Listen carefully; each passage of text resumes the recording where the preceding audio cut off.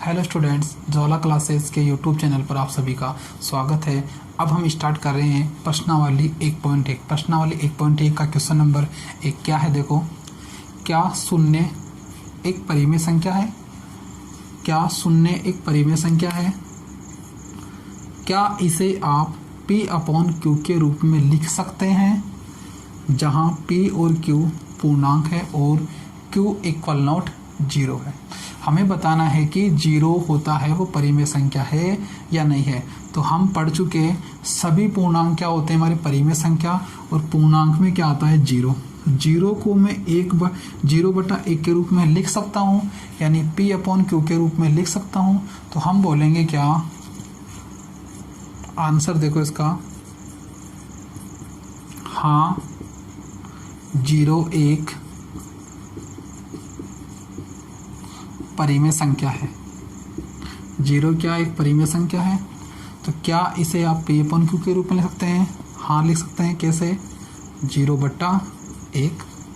और P और Q क्या एक पूर्णांक है? P और Q एक पूर्णांक है और Q का मान हमारे पास 0 भी नहीं है। परिमेय संख्या होती क्या है? P/Q के रूप में हम लिख सकें। P Q क्या हो? पूर्णांक हो, और Q का मान क्या हो? 0 नहीं हो। तो जो कंडीशन है वो यहाँ लग रही है 0 के लिए, तो हम बोलेंगे 0 एक परिमेय संख्या है और Q 0/1 के रूप में हम इसे लिख सकते हैं। आगे क्वेश्चन नंबर है 2। क्वेश्चन नंबर 2 क्या है? देखो, 3 और 4 के बीच में 6 परिमेय संख्या ज्ञात करनी है। कितनी संख्या ज्ञात करनी है? 6। तो हम क्या करेंगे, जितनी संख्या ज्ञात करनी है उसमें क्या जोड़ेंगे? 1, यानी बराबर कितना आ गया? 7। जितनी संख्या हमें निकालनी होती है उसमें एक जोड़ के हम क्या करते हैं? रिजल्ट देखते हैं। आगे देखो, 3 और 4 इन दोनों के बीच में हमें क्या करनी है? 6 परिमेय संख्या निकालनी है। तो 3 को हम क्या करेंगे? इस 7 से ऊपर और नीचे गुणा कर देंगे। 4 को भी क्या करेंगे? हम इस 7 से ऊपर और नीचे गुणा कर देंगे। क्या मान आएगा? 3 7 21/7। इधर क्या आएगा? 4 7 28/7। अब हम क्या करेंगे? 21 के बाद कितना आता है? 22। तो 22/7 लिखेंगे। 22 के बाद 23/7, आगे 24/7, 25/7, 26/7, 27/7। इस प्रकार से 21/7 और 28/7 के बीच में क्या आ गई? ये परिमेय संख्या आ गई। कितनी है? 1 2 3 4 5 6 6 परिमेय संख्या 3 और 4 के बीच में। ये 3 ही है। 21 में 7 का भाग लगाएंगे तो 7 या 21 3 आ जाएगा, और इधर क्या आ जाएगा? 28 में 7 का भाग लगाएंगे, 7 चौक 28। 3 और 4 के बीच में हमें क्या मिलेगी? ये 6 परिमेय संख्याएं मिल जाएगी। आगे हम देखते हैं क्वेश्चन नंबर 3। क्वेश्चन नंबर 3 क्या है? देखो, 3/5 और 4/5 के बीच में 5 परिमेय संख्या हमें क्या करनी है? ज्ञात करनी है। कितनी संख्या ज्ञात करनी है? 5। तो इसमें क्या जोड़ेंगे? 1। कितना हो जाएगा? ये 6 हो जाएगा। अब आगे देखो, 3/5 और 4/5 के बीच में हमें क्या करनी है? 5 परिमेय संख्या निकालनी है। तो 5 + 1 का जो योग था 6, इसको क्या करेंगे? हम ऊपर और नीचे गुणा कर देंगे। इधर भी क्या करेंगे? ऊपर और नीचे गुणा कर देंगे। तो कितना आ जाएगा? ये 3 6 18, 5 6 30। इधर कितना आ जाएगा? 4 6 24, 5 6 30 आ जाएगा। हम क्या करेंगे? अब इन दोनों के बीच संख्या लिखते हैं। 18 के बाद 19/30, आगे 20/30, आगे 21/30, आगे 22/30, आगे 23/30। 1 2 3 4 5 5 निकालनी थी। हम इस प्रकार से क्या करेंगे? 5 परिमेय संख्या निकाल लें। अब हम देखते हैं क्वेश्चन नंबर 4। क्वेश्चन नंबर 4 क्या है? देखो, नीचे दिए गए कथन सत्य है या असत्य?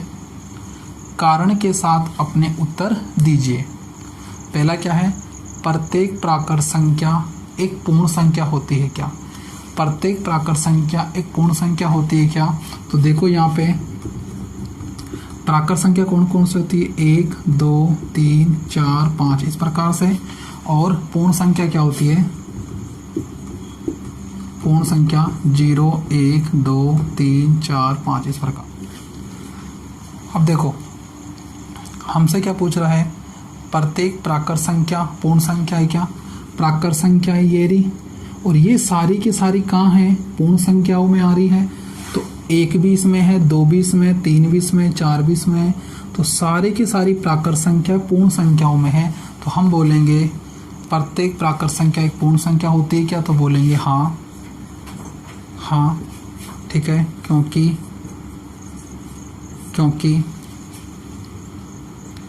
1 2 3 4